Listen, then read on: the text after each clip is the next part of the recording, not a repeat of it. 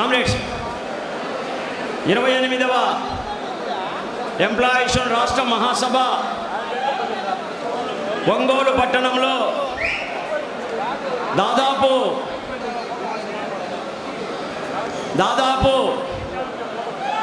8,000 మంది employees union కుటుంబంలో విచ్చేసిన ఎంప్లాయీస్ యూనియన్ కుటుంబ సభ్యులకందరికీ, అతిథులకు, సహచర రాష్ట్ర నాయకులకు, వివిధ సంఘాల నాయకులకు, ఏపీజేఏసీ అమరావతి నాయకులకు, మంత్రి వర్యులకు, చైర్మన్ గారికి,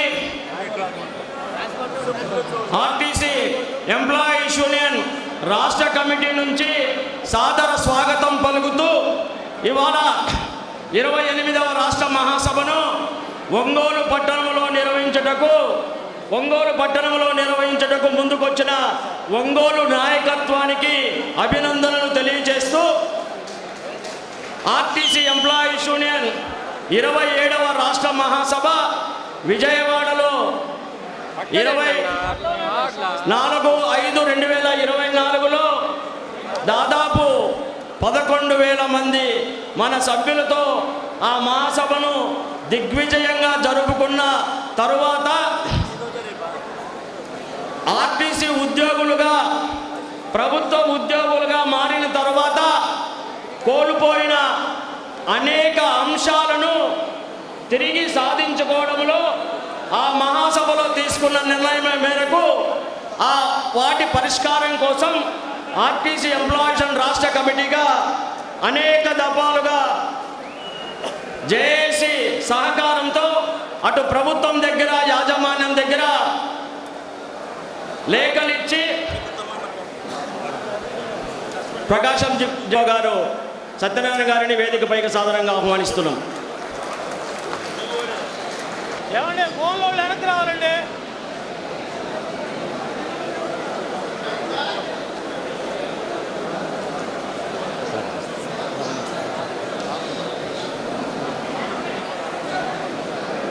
కామ్రేడ్స్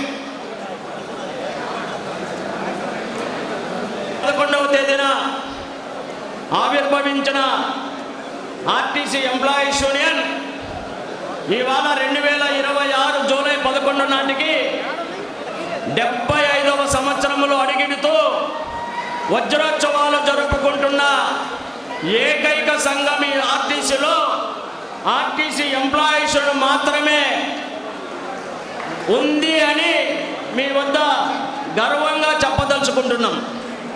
1952 జూలైలో ప్రారంభించబడిన ఆర్టీసీ ఎంప్లాయీస్ యూనియన్ అప్పటి నుండి సంస్థ పరిరక్షణ కోసం, ఉద్యోగుల సంక్షేమం కోసం నేటి వరకు అలుపెరుగని పోరాటాలు చేస్తూ అనేక సంక్షేమ పథకాలను ఆర్టీసీ ఉద్యోగులకు తీసుకొని వచ్చిన ఘనత ఆర్టీసీ ఎంప్లాయీస్ ఉంది అని చెప్పేసి ఈ మహాసభ ద్వారా గర్వంగా మీ ముందర చెప్పదలుచుకున్నాం.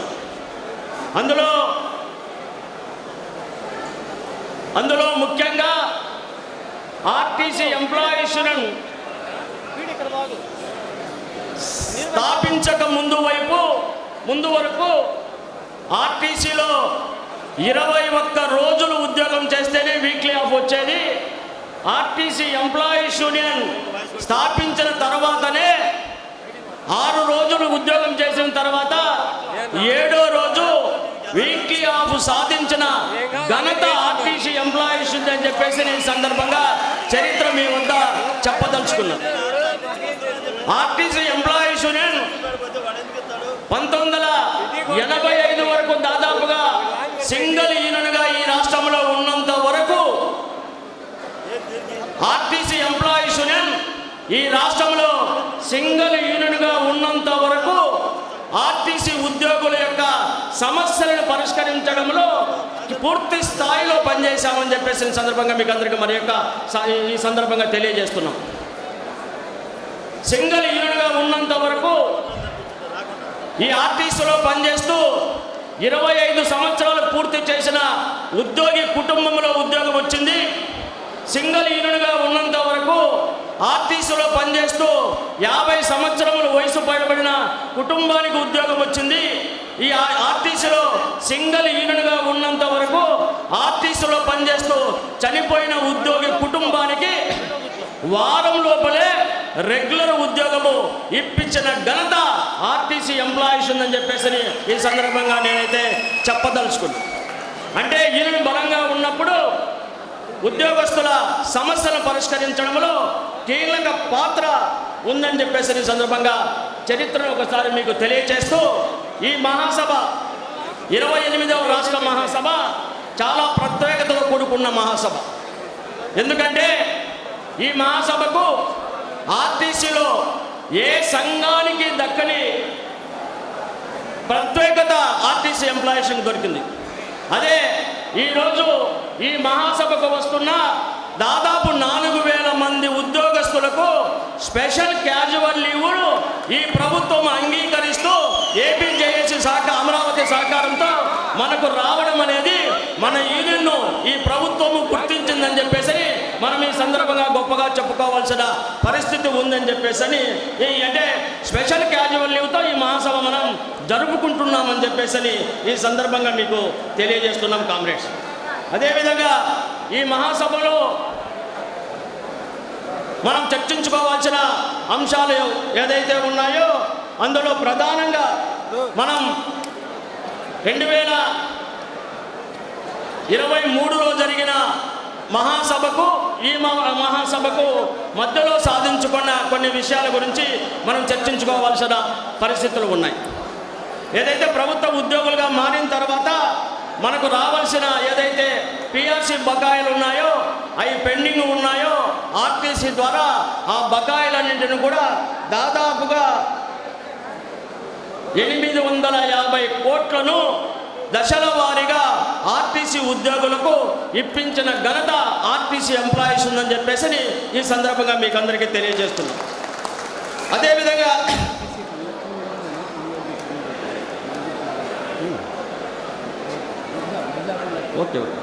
అదేవిధంగా నిలుపుదల చేసిన నైట్ అవుట్ అలవెన్సులను ఓటీ అలవెన్సులను వీటన్నింటిని కూడా మనం సాధించుకోవడం జరిగింది. విలీనంకు ముందు పెండింగ్ ఉన్న 46 రోజుల ఓటీని కూడా మన యాజమాన్యం దగ్గర నుంచి రాబట్టుకోవడం జరిగిందని చెప్పేసి ఈ సందర్భంగా మీకు అందరికీ తెలియజేస్తున్నాం. అదేవిధంగా రిటైర్డ్ ఎంప్లాయీస్కు నిలిపివేసిన ఆర్ఈఎం స్కీమును అటు ప్రభుత్వం దగ్గర మాట్లాడి జీవో ఇప్పించి పునరుద్ధరింపచేపించిన ఘనత కూడా ఆర్టీసీ ఎంప్లాయీస్ ఉందని చెప్పేసి ఈ సందర్భంగా మీకు అందరికీ తెలియజేస్తున్నాను కామ్రేడ్స్. అదేవిధంగా గతంలో ఆర్టీసీలో ఉన్నప్పుడు ఏదైతే ఉండిందో డ్రైవర్ మెడికల్ అండ్ ఫిట్ అయితే ప్రత్యామ్నాయ ఉద్యోగం ఇచ్చే పథకాన్ని ప్రభుత్వ ఉద్యోగులుగా మారిన తర్వాత గత ప్రభుత్వంలో రద్దు చేశారు. దాన్ని ఈ ప్రభుత్వంలో జేఏసీ సహకారంతో ప్రభుత్వం దగ్గర రిప్రజెంటేషన్ చేసి జీవో నెంబర్ 58 ద్వారా ఒక డ్రైవరే కాదు ఆర్టీసీలో పనిచేస్తున్న ఏ ఉద్యోగి అయినా సరే మెడికల్ అండ్ ఫిట్ అయితే వాళ్లకు ప్రత్యామ్నాయ ఉద్యోగము లేదంటే అడిషనల్ మ్యానిటరీ బెనిఫిట్ ఇచ్చే విధంగా జీవోను తీసుకొచ్చిన ఘనత కూడా ఆర్టీసీ ఎంప్లాయీస్ ఉందని చెప్పేసి ఈ సందర్భంగా అయితే చెప్పదలుచుకున్నాను కామ్రేడ్స్. అదేవిధంగా 6 సంవత్సరాల నుంచి పెండింగ్లో ఉన్న మన పదోన్నతుల పైన అనేక దఫాలుగా ఆర్టీసీ ఎంప్లాయీస్గా అటు ప్రభుత్వం దగ్గర కానీ ఇటు యాజమాన్యం దగ్గర కానీ రిప్రజెంటేషన్ చేసి అవసరమైతే అంటే ఇంకా పదోన్నతులు కనుక ఆలస్యం జరిగితే ఈ రాష్ట్ర వ్యాప్తంగా ఉద్యమం చేపడతామని చెప్పేసి అల్టిమేటం జారీ చేసి పదోన్నతులను తీసుకొని వచ్చినది కూడా ఆర్టీసీ ఎంప్లాయీస్గా మన ప్రయత్నమే అని చెప్పేసి ఈ మహాసభ ద్వారా మీకు అందరికి కూడా తెలియజేస్తున్నాం కామ్రేడ్స్. అదేవిధంగా నాన్ ఆపరేషన్ యూనిట్లో కూడా నిలిచిపోయిన అనేక పదోన్నతులు కూడా ఒక లీడింగ్ హ్యాండ్ తప్ప మిగతా అన్ని పదోన్నతులను కూడా ఇప్పించడం జరిగిందని చెప్పేసి అంటే ఈ మధ్యకాలంలో జరిగిన ఆ మహాసభకు ఈ మహాసభకు మధ్యలో వీటన్నింటినీ కూడా సాధించడం జరిగిందని చెప్పేసి ఈ సందర్భంగా మీకు అందరికీ తెలియజేస్తున్నాం.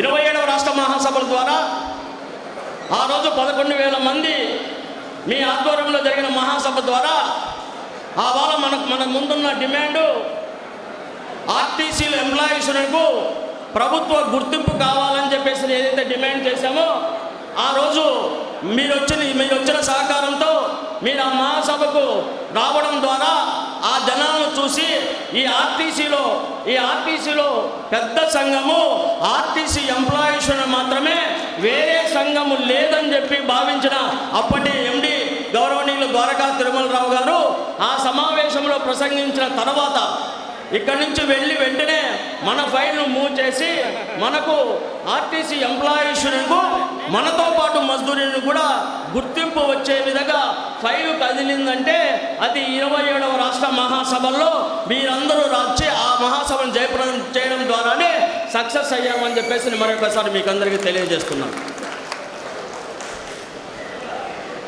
తర్వాత ఆర్టీసీ ఉద్యోగుల యొక్క సమస్యలను పరిష్కరింపజేసేదానికి అటు ప్రభుత్వం దగ్గర మాట్లాడే అవకాశాలు కావాలని చెప్పేసి ఈ ప్రభుత్వం దగ్గర రిప్రజెంటేషన్ చేస్తే ఏదైతే ఈ రాష్ట్రంలో ఉన్న ప్రభుత్వ ఉద్యోగ సంఘాలలో దాదాపుగా 150 ప్రభుత్వ ఉద్యోగ సంఘాలు ఉంటే అందులో 14 సంఘాలకు మాత్రమే ప్రభుత్వం దగ్గర మంత్రి ఉపసంఘం దగ్గర మాట్లాడే joint staff civil joint staff council member ఉంటే అందులో ఆర్టీసీ ఎంప్లాయీస్ను కూడా ఒక సంఘంగా సివిల్ జాయింట్ స్టాఫ్ కౌన్సిల్లో మెంబర్గా రావడం కూడా జరిగిందని చెప్పేసి అది ఈ ప్రభుత్వంలో మనం సాధించుకున్న గొప్ప విజయం అని చెప్పేసి ఈ సందర్భంగా మీకు అందరికీ తెలియజేస్తుంది.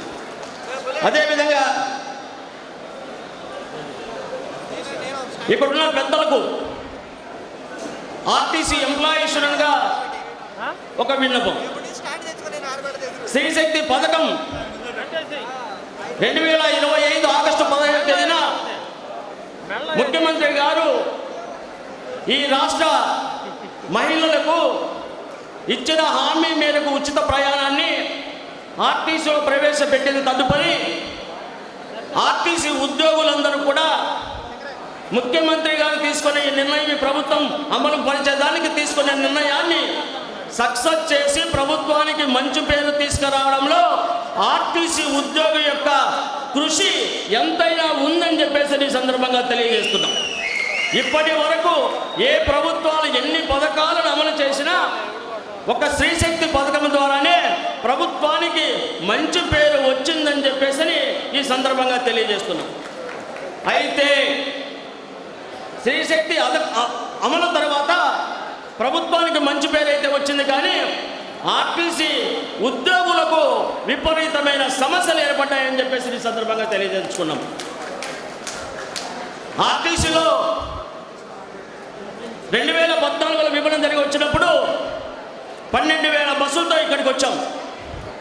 ఇవాళ ఆర్టీసీలో ఉన్న బస్సులు 8,000, అంటే చాలని బస్సులు. కొత్త బస్సులు గత ప్రభుత్వంలో ఒక బస్సు కూడా కొనుగోలు జరగలే. ఈ ప్రభుత్వం వచ్చిన తర్వాత కొత్త బస్సులు శ్రీశక్తి పథకం ద్వారా వస్తాయి అనుకుంటే ఇప్పటి వరకు ఒక కొత్త బస్సు కూడా రాలేదు. దాదాపుగా 12 లక్షల కిలోమీటర్లు దాటిన బస్సులు ఒక 4,000 వరకు ఉన్నాయి. అంటే కాలం చెల్లిన బస్సులతో శ్రీశక్తి పథకాన్ని విజయవంతం చేయడంలో కీలకమైన భూమిక పోషిస్తున్న ఆర్టీసీ ఉద్యోగిని యొక్క ఒత్తిడిని తగ్గించేదానికి ఆర్టీసీలో వెంటనే ఒక 3,000 కొత్త బస్సులను ప్రవేశపెట్టవలసిన ఆవశ్యకత ఎంతైనా ఉందని చెప్పే విషయాన్ని ఇప్పటికే అటు ప్రభుత్వం దృష్టికి, రవాణా శాఖ మంత్రి దృష్టికి, ఆర్టీసీ యాజమాన్యం దృష్టికి తీసుకెళ్ళి ఉన్నాం. పలు దఫాలుగా రిప్రజెంటేషన్ చేస్తున్నాం. వెంటనే మంత్రివర్యులు, ఇక్కడికి వచ్చిన గౌరవనీయులు మంత్రివర్యులు కూడా అటు మా రవాణా శాఖ మంత్రితో కానీ అదేవిధంగా మా జోనల్ చైర్మన్ గారు కూడా యాజమాన్యంతో మాట్లాడి ఆర్టీసీలో 3,000 ఆర్టీసీ కొత్త బస్సులు మాత్రమే, ఆర్టీసీ నిర్వహణ చేసే కొత్త బస్సులను ప్రవేశపెట్టి ఈ శ్రీశక్తి పథకాన్ని మరింత విజయవంతం చేసేదానికి ఆర్టీసీ కార్మికులకు, ఉద్యోగులకు సహాయ సహకారాలు అందించి ఈ రాష్ట్రంలో మెరుగైన రవాణా సౌకర్యాన్ని ఈ ప్రజలకు అందించే విధంగా చర్యలు తీసుకోవాలని చెప్పేసి ఆర్టీసీ ఎంప్లాయీస్గా ఈ మహాసభ ద్వారా విజ్ఞప్తి చేస్తున్నాం. అదేవిధంగా బస్సులు అనుగుణంగా ఉద్యోగుల సంఖ్య పెంచాల్సిన ఆవశ్యకత ఉంది. ఇవాళ శ్రీశక్తి పథకం అమలు తర్వాత, పథకం అమలుకు ముందు 60% ఓఆర్ ఉంటే ఇవాళ 90 నుంచి 100, 105% ఓఆర్ ఉంది. అంటే బస్సులో 60 మంది ఎక్కేవాళ్ళు ఇవాళ 100 నుంచి 120 మంది వరకు ప్రయాణికులు ఎక్కుతున్నారు. వాళ్ళకందరికీ టికెట్లు కొట్టి డ్యూటీలు రోజు చేయడం వలన చాలా ఇబ్బంది, అంటే స్టాఫ్ తక్కువ వల్ల చాలా ఇబ్బందికరమైన పరిస్థితులు ఉన్నాయి. వివిధ ఖాళీలు ఆర్టీసీలో ఇప్పటికే 10,000 ఉద్యోగ ఖాళీలు ఉన్నాయని గుర్తించింది యాజమాన్యం. ప్రభుత్వానికి నివేదిక కూడా సమర్పించింది. వెంటనే ఆ 10,000 ఉద్యోగ ఖాళీలను భర్తీ చేసి ఈ స్త్రీశక్తి పథకం మరింత విజయవంతమయ్యేదానికి ఈ ప్రభుత్వం చేయూతనివ్వాలని చెప్పేసి, ఆర్టీసీలో రిక్రూట్మెంట్ ఇవ్వాలని చెప్పేసి ఈ సందర్భంగా కోరుతున్నాం. మన ఉగాది పండుగకు ప్రభుత్వం ఇచ్చిన జాబ్ క్యాలెండర్లో ఆర్టీసీ ఉద్యోగుల యొక్క రిక్రూట్మెంట్ కూడా నోటిఫికేషన్ వస్తుందేమో అని చెప్పేసి ఆశించాం. కానీ ఆ జాబ్ క్యాలెండర్లో ఆర్టీసీ ఉద్యోగులకు సంబంధించిన రిక్రూట్మెంట్ రాని వల్ల కొంచెం నిరాశ ఉంది. వెంటనే ఈ 10,000 ఉద్యోగ భర్తీలను పూర్తి చేయాలని చెప్పేసి ఈ సందర్భంగా పెద్దలను 28 రాష్ట్ర మహాసభ ద్వారా ఆర్టీసీ ఎంప్లాయీస్ను విజ్ఞప్తి చేస్తున్నారు. అదేవిధంగా ఎలక్ట్రికల్ బస్సులు, ఆర్టీసీలో ఎలక్ట్రికల్ బస్సులను తీసుకొస్తామని చెప్పేసి ముఖ్యమంత్రి గారు తెలియజేశారు. రవాణా శాఖ మంత్రి గారు తెలియజేశారు. 750 ఎలక్ట్రికల్ బస్సులు ఇంకొక 5-6 నెలల్లో రాబోతున్నాయని చెప్పేసి సంకేతాలు ఇచ్చారు. ఎలక్ట్రికల్ బస్సులను ఆర్టీసీలో ప్రవేశపెట్టడాన్ని ఆర్టీసీ ఎంప్లాయీస్గా స్వాగతిస్తున్నాం. అయితే ఆ ఎలక్ట్రికల్ బస్సులను ఆర్టీసీనే నిర్వహణ చేయాలి. ప్రభుత్వ సహకారంతో ఆర్టీసీనే నిర్వహణ చేయాలి. ఆ ఎలక్ట్రికల్ బస్సుల్లో రెగ్యులర్ ఆర్టీసీ డ్రైవర్తో రన్ చేయించాలి, రెగ్యులర్ ఆర్టీసీ కండక్టర్తో టికెట్ కొట్టించాలి, ఆర్టీసీ రెగ్యులర్ మెకానిక్ మెయింటైన్ చేసే విధంగా ఆ ఎలక్ట్రికల్ బస్సులు ఆర్టీసీకి అప్పగించాలని చెప్పేసి ఆర్టీసీ ఎంప్లాయీస్ను ఈ రాష్ట్ర మహాసభ ద్వారా ప్రభుత్వాన్ని, యాజమాన్యాన్ని కోరుతున్నాం. ఇప్పటికే ఈ రాష్ట్రంలో కొన్ని ఎలక్ట్రికల్ బస్సులు తిరుగుతున్నాయి. ఆ ఎలక్ట్రికల్ బస్సులకు ఆర్టీసీ డ్రైవర్ లేడు, ఆ ఎలక్ట్రికల్ బస్సులకు ఆర్టీసీ కండక్టర్ లేడు, ఆ ఎలక్ట్రికల్ బస్సులను ఆర్టీసీ మెకానిక్ మెయింటైన్ చేయట్లేదు. అంటే అందరూ ప్రైవేటు వారే. అంటే రాబోయే కాలంలో వచ్చే ఎలక్ట్రికల్ బస్సులన్నింటినీ కూడా ప్రైవేటు వారికి అప్పగించి ఈ ఆర్టీసీని నిర్వీర్యం చేయాలని, ఆర్టీసీలో పనిచేస్తున్న ఉద్యోగస్తులను ఇబ్బందులకు గురి చేసే విధంగా ఈ ప్రభుత్వం యొక్క, ఈ యాజమాన్యం యొక్క చర్యలు కనబడుతున్నాయి. వీటిని వెంటనే వెనక్కి తీసుకొని ఎలక్ట్రికల్ బస్సులను కూడా ఆర్టీసీ ద్వారా నిర్వహణ చేయాలని చెప్పేసి ఆర్టీసీ ఎంప్లాయీస్గా ఆ పెద్దలకు అందరికీ కూడా ఈ సందర్భంగా మీ అందరి ద్వారా విజ్ఞప్తి చేస్తూ నాకు అవకాశం ఇచ్చిన, ఎందుకంటే సమయం లేదు కాబట్టి మళ్ళీ మధ్యలో ఇంకొన్ని పాయింట్ల గురించి మాట్లాడాలని చెప్పేసి ఆలోచన చేశాం. ఈ 2 అంశాలపైన ఇప్పుడు మాట్లాడడం జరిగింది. తర్వాత రిపోర్ట్ చాలా ఉంది కాబట్టి మధ్యలో తర్వాత మీ అందరితో కలిసి ఇంకా కొన్ని విషయాలను పంచుకోవడానికి అవకాశం ఉంటుందని చెప్పేసి తెలియజేస్తూ నాకు అవకాశం ఇచ్చిన అధ్యక్షుల వారికి ధన్యవాదాలు తెలియజేసుకుంటాను.